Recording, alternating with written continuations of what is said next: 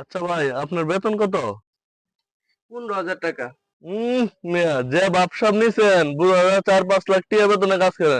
এর চেয়ে তো আমিই বালা মিয়া, অটো চালায় 40,000 টাকা বেতন পাই মিয়া।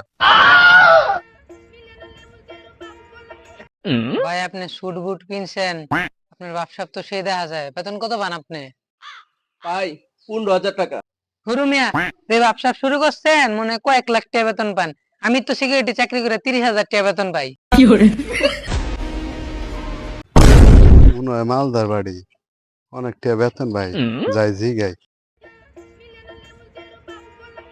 কি ভাই, বেতন টেতন কত পান? বুঝলাম না, বেতনের কথা কইলেই মানুষ খালি আমার অপমান করে। এখন বেতন বাড়াই কম।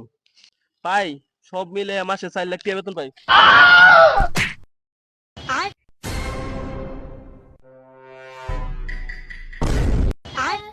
আলা ফকিনি মানে ওখানে 20 টাকা আলা বলে 4 লাখ টাকা বেতন পায়।